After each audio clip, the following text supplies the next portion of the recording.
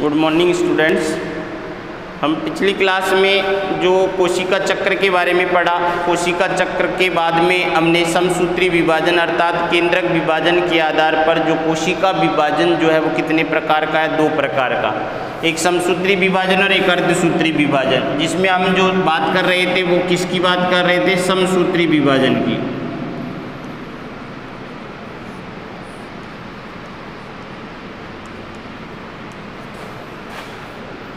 या माइटोसिस। तो माइटोसिस शब्द जो सबसे पहले दिया वो किसने दिया, फ्लेमिंग ने। माइटोसिस शब्द किसने दिया, फ्लेमिंग ने।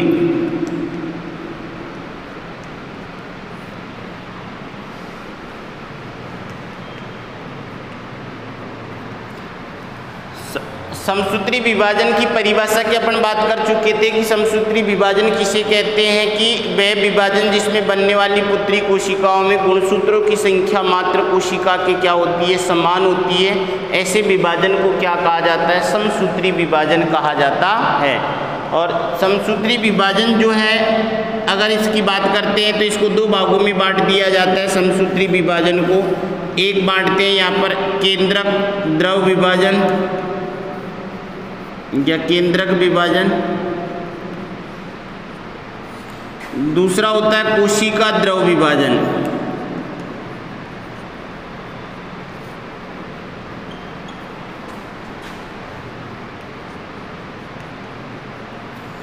केंद्रक विभाजन की बात करते हैं तो केंद्रक विभाजन जो होता है वो कौन कौन सी प्रावस्थाओं में होगा, प्रोफेज,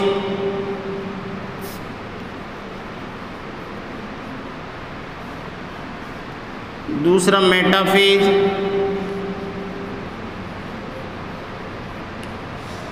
एनाफेज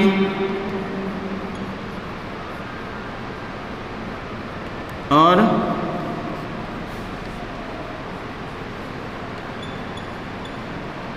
टीलोफेज। ये चार प्रावस्थाएं होती है, प्रोफेज, मेटाफेज, एनाफेज और टीलोफेज। जैसे ही ये खत्म होती है उसके बाद में कोशिका द्रव विभाजन होता है। और कोशिका द्रव विभाजन पादप और जंतु में अलग अलग होता है। पादपों की बात करते हैं तो यहाँ पर कोशिका द्रव विभाजन जो होगा वो कोशिका पट विधि के द्वारा होता है, और यहाँ पर जो होता है कोशिका खांच विधि के द्वारा।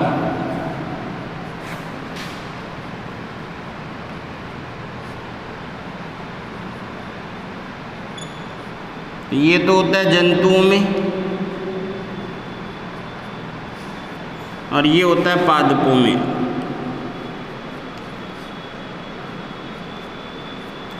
तो इस तरीके से संपूर्ण समसूत्री विभाजन को इस तरीके से अलग अलग स्टेप में बांटते हैं। हम सबसे पहले बात करेंगे केंद्रक विभाजन की, प्रोफेज, मेटाफेज, एनाफेज और टीलोफेज के बारे में।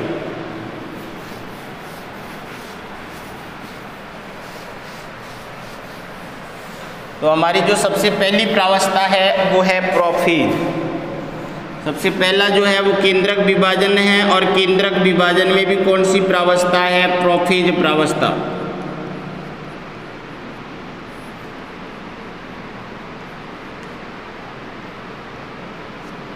अब देखो प्रोफेज प्रावस्था की बात करते हैं तो प्रोफेज प्रावस्था में प्रारंभ में गुणसूत्र जो होते हैं या क्रोमेटिन जाल के रूप में दिखाई देता है। तो प्रारंभ की अगर बात करते हैं तो प्रारंभ में जो आनुवंशिक पदार्थ जो होता है वो किस रूप में दिखाई देता है, क्रोमेटिन जाल के रूप में दिखाई देता है। परंतु जैसे ही प्रोफेज आगे बढ़ती है, जैसे जैसे आगे बढ़ती है गुणसूत्र जो हैं वो कैसे हो जाते हैं, संघनन के कारण गुणसूत्र जो है आकार में मोटे होते जाते हैं और लंबाई में छोटे होते जाते हैं। अर्थात जो क्रोमेटिन जाल है उस क्रोमेटिन जाल में संघनन के कारण या इस प्रावस्था में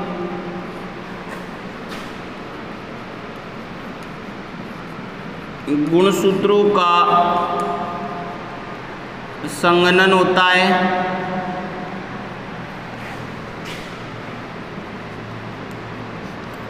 जिसके कारण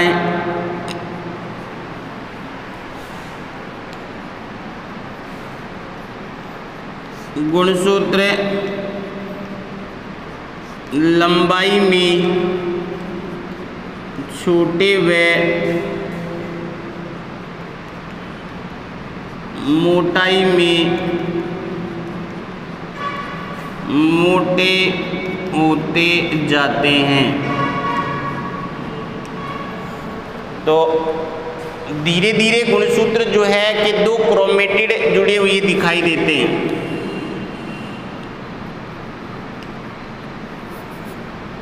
जिसके कारण एक सेंट्रोमियर से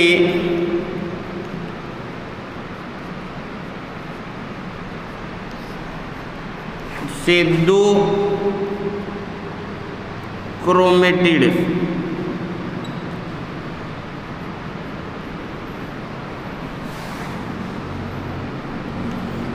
जुड़े दिखाई देते हैं। तो जैसे जैसे गुणसूत्रों का क्या होगा, संघनन होगा, संघनन के साथ ही गुणसूत्र जो है वो क्या होंगे कि गुणसूत्रों का क्रोमेटिन जाल जो है धीरे धीरे संघनन के कारण लंबाई में मोटे होते जाते हैं, लंबाई में छोटे होते जाते हैं और मोटाई में मोटे होते जाते हैं। और धीरे धीरे धीरे क्या होगा कि हमको गुणसूत्र एक सेंट्रोमियर से दो क्रोमेटिड जुड़े हुए दिखाई देना प्रारंभ हो जाते हैं। उसके बाद में यहाँ पर केंद्रक झिल्ली और केंद्रिका जो है विलुप्त होना प्रारंभ होती है। केंद्रक झिल्ली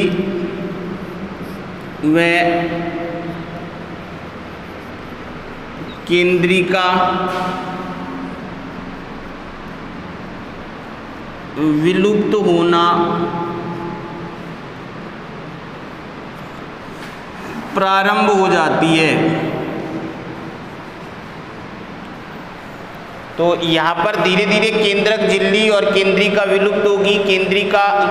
केंद्रक झिल्ली के विलुप्त होने से जो आनुवंशिक पदार्थ जो है, गुणसूत्र जो है वो कोशिका द्रव में क्या हो जाते हैं, मुक्त हो जाते हैं। अगर अपन यहाँ पर बात करते हैं जैसे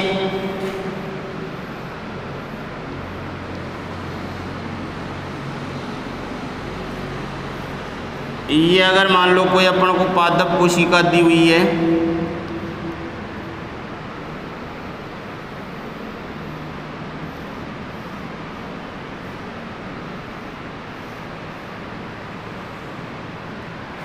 और यहाँ पर ये केंद्रक है और केंद्रक में प्रारंभ अवस्था में ये किसके रूप में, क्रोमेटिन जाल के रूप में। ये केंद्रिका है, ये कोशिका द्रव हो जाएगा कोशिका का, जिसमें कोशिकांग पाए जाएंगे। अब यहाँ पर जो है अगर मैं अपन बात करते हैं, ये तो क्या है, सेल मेम्ब्रेन, ये क्या है, सेल वॉल, कोशिका झिल्ली, मैंने इनको शॉर्ट में लिख दिया, कोशिका झिल्ली है ये तो, ये कोशिका भित्ति,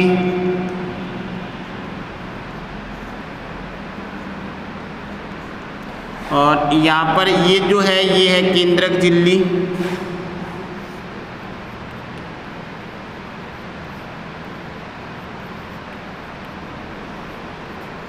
और ये क्रोमेटिन जाल,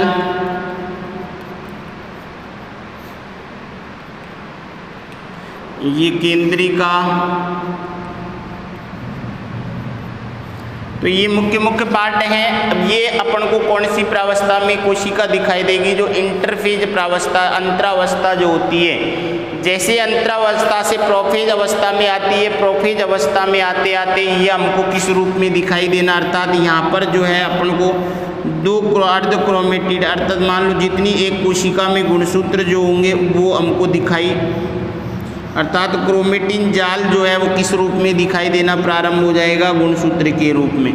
तो ये केंद्रक हो जाएगा और केंद्रक के अंदर जो है एक क्रोमेटिन, ये सेंट्रोमियर हो गया, ये सेंट्रोमियर से इस तरीके से क्रोमेटिड जो है वो जुड़े हुए दिखाई देना प्रारंभ हो जाते हैं। इस तरीके से मान लो एक कोशिका जो है, इस कोशिका में अपन को 3 गुणसूत्र जो है तो इस तरीके से जुड़े हुए दिखाई देते हैं। और यहाँ पर ये केंद्रक झिल्ली जो है धीरे धीरे क्या हो जाती है, विलुप्त होना प्रारंभ हो,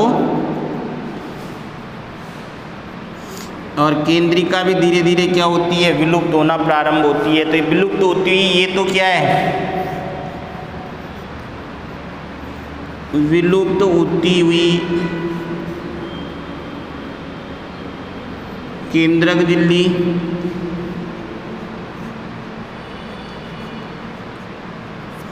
और यहाँ पर ये क्रोमेटिड एक यहाँ पर जो है ये क्या है सेंट्रोमियर, ये क्या है गुणसूत्र बिंदु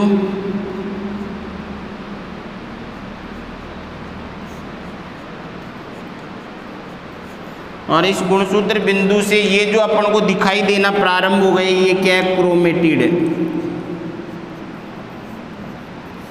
ये क्रोमेटिड के रूप में गुणसूत्र जो है दिखाई देना प्रारंभ हो जाता है और जैसे ही ये प्रावस्था खत्म होती है, खत्म होते होते केंद्रक झिल्ली जो है लगभग विलुप्त हो जाती है, केंद्रिका विलुप्त हो जाती है और क्रोमेट जो गुणसूत्र जो है आकार में और मोटे और छोटे दिखाई देते हैं। इस तरीके से ये प्रोफेज अवस्था होती है। तो प्रोफेज अवस्था की सबसे मुख्य विशेषता है केंद्रक झिल्ली और केंद्रिका विलुप्त होना प्रारंभ हो जाती है और प्रोफेज के अंत में लगभग केंद्रक झिल्ली और केंद्रिका विलुप्त हो जाते हैं, गुणसूत्र जो है एक क्रोमेटिड से जुड़े हुए दिखाई देते हैं। तो ये काम किस में होता है? प्रोफेज अवस्था में होता है। अब मेटाफेज अवस्था की अगर बात करेंगे, यहाँ पर हम दूसरी जो प्रावस्था है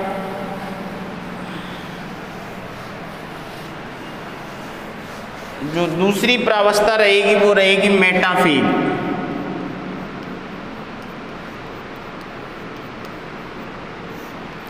मेटाफेज में क्या होता है कि केंद्रक झिल्ली और केंद्रिका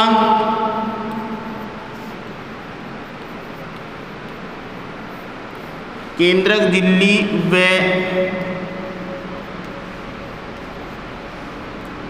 केंद्रिका पूर्णतया विलुप्त हो जाती है। पहला काम तो ये होगा यहाँ पर। दूसरा काम होगा गुणसूत्र इसी अवस्था में सबसे मोटे और सबसे छोटे दिखाई देते हैं। इस अवस्था में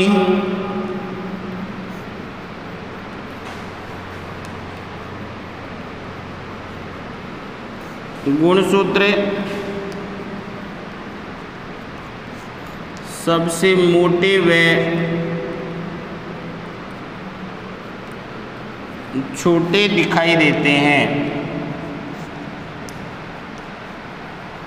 इस अवस्था में गुणसूत्र जो है वो क्या देंगे? सबसे मोटे और छोटे दिखाई देंगे, अर्थात जो यहाँ पर गुणसूत्रों का संघनन जो होता है वो संघनन पूर्ण हो जाता है और इस अवस्था में ही इसीलिए इसी अवस्था में गुणसूत्रों का अध्ययन किया जाता है। इसीलिए इस अवस्था में गुणसूत्रों का अध्ययन किया जाता है।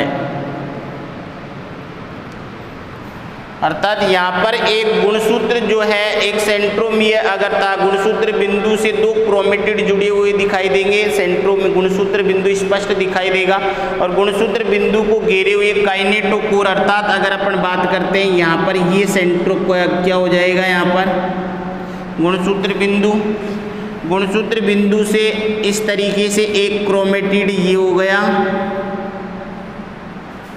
और दूसरा क्रोमेटिड ये हो गया। इस तरीके से ये गुणसूत्र बिंदु हो गया।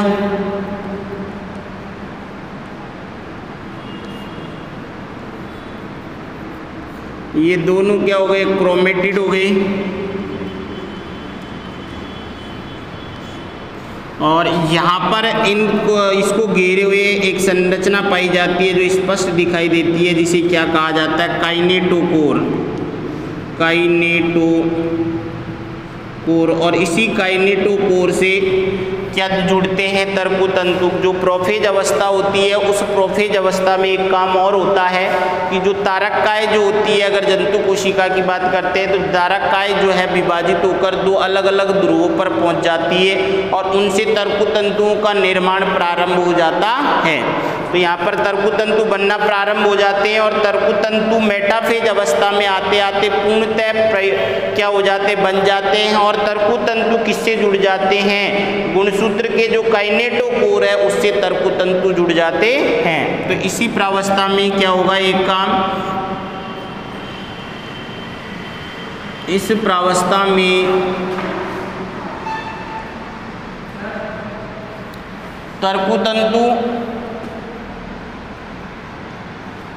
तर्कुतंतु जो है वो किससे जुड़ जाते हैं, गुणसूत्र के किससे जुड़ते हैं, काइनेटोकोर से जुड़ जाते हैं, काइनेटोकोर से जुड़ जाते हैं। तो यहाँ पर तर्कुतंतु जो है वो काइनेटोकोर से जुड़ जाते हैं। उसके बाद में यहाँ पर अब देखो क्या कौन सी, और गुणसूत्र जो है एक काम और होगा, जो सभी गुणसूत्र हैं वो मध्य प्लेट जो है, मध्य पटली का जो है उस पर आकर जमा हो जाते हैं, अर्थात कोशिका के मध्य में जो है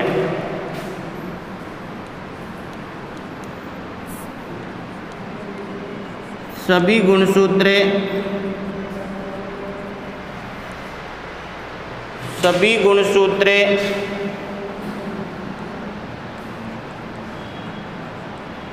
कोशिका के मध्य में आके मध्य में जमा हो जाते हैं या व्यवस्थित हो जाते हैं। तो यहाँ पर जो सभी गुणसूत्र जो है कोशिका के अंदर वो सभी आकर किसमें, मध्य प्लेट जो है, मध्य पटली का जहाँ पर मध्य भाग जो है कोशिका के, वहाँ पर आकर क्या हो जाते हैं, व्यवस्थित हो जाते हैं। तो अगर अपन इसका डायग्राम बनाते हैं यहाँ पर, तो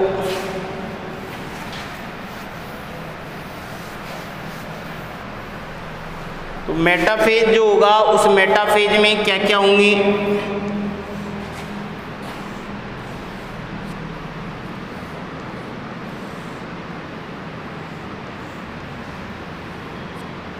तो यहाँ पर जो है एक काम, जैसे केंद्रक झिल्ली और केंद्रिका पूर्णतः क्या हो जाती है, विलुप्त हो जाती है। उसके बाद में गुणसूत्र जो है वो मध्य पटली का जो है, जैसे मान लो यहाँ पर ये बिंदु जो है इक्वेटोरियल प्लेट कहा जाता है इसको, तो यहाँ पर ये गुणसूत्र मान लो ये है, दूसरा गुणसूत्र ये है, तो अपन को ये क्रोमेटिड जो है यहाँ पर क्या दिखाई देंगे, स्पष्ट दिखाई देंगे। इस तरीके से ये क्या हो जाते हैं, व्यवस्थित हो जाते हैं। तारक का है जो विभाजित हुआ था, यहाँ पर तर्कुतंतुओं का निर्माण प्रारंभ हो जाता है। निर्माण होकर ये तर्कुतंतु गुणसूत्रों के किससे जुड़ जाते हैं, काइनेटोकोर से जुड़ जाते हैं। इस तरीके से कुछ डायरेक्ट भी यहाँ पर एक तारक,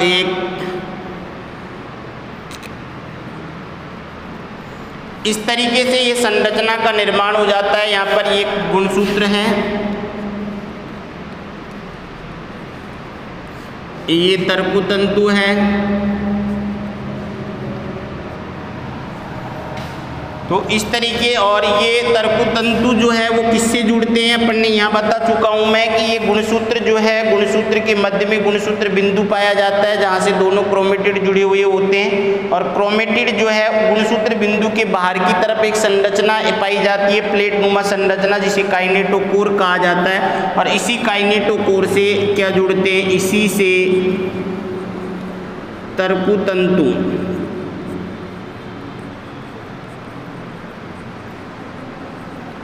गुणसूत्र से जुड़ते हैं। तो यहाँ पर इस तरीके की क्या हो जाती है संरचना। तो प्रोफेज अवस्था में तो क्या हुआ, धीरे धीरे गुणसूत्रों का संघनन हुआ, और संघनन होकर गुणसूत्र लंबाई में क्या होते गए, छोटे होते गए। और छोटे होते होते एक कंडीशन में ये क्या गया, मेटाफेज अवस्था में पहुंच जाते हैं। ये सभी गुणसूत्र जो हैं वो एक प्लेट पर क्या हो जाते हैं, जमा हो जाते हैं। यही प्रोफेज अवस्था में तारकाय विभाजित होकर अलग अलग ध्रुवों पर पहुंच जाता है और उससे तर्कुतंतुओं का निर्माण प्रारंभ हो जाता है। तो यहाँ पर जो है धीरे धीरे ये तारक काय कहाँ पहुँच गया, ध्रुव पर, और इनसे धीरे धीरे क्या बनना प्रारंभ हो जाते हैं, तरकु तंतु बनना प्रारंभ हो जाते हैं इस तरीके से। और यहाँ पहुँचते पहुँचते मेटाफेज अवस्था में क्या क्या होगा, गुणसूत्रों का संघनन अधिकतम हो जाता है, जिसके कारण गुणसूत्र लंबाई में छोटे और मोटाई में सबसे अधिक मोटे दिखाई देते हैं, और इसीलिए इस अवस्था में गुणसूत्रों का क्या किया जाता है, अध्ययन किया जाता है। दूसरा काम क्या होगा कि जो तरकु तंतु जो है पूर्णतः निर्मित हो जाते हैं, गुणसूत्र जो है मध्य पट्टिका पर जमा हो जाते हैं, और जमा होकर तरकु तंतु जो है गुणसूत्रों के काइनेटोकोर से जुड़ जाते हैं। तो इस तरीके की संरचना जो हमको किस में दिखाई देती है, मेटाफेज अवस्था में दिखाई देती है। अब जो नेक्स्ट अवस्था जो रहेगी वो रहेगी एनाफेज अवस्था, जिसका अध्ययन अपन का नेक्स्ट क्लास में करेंगे।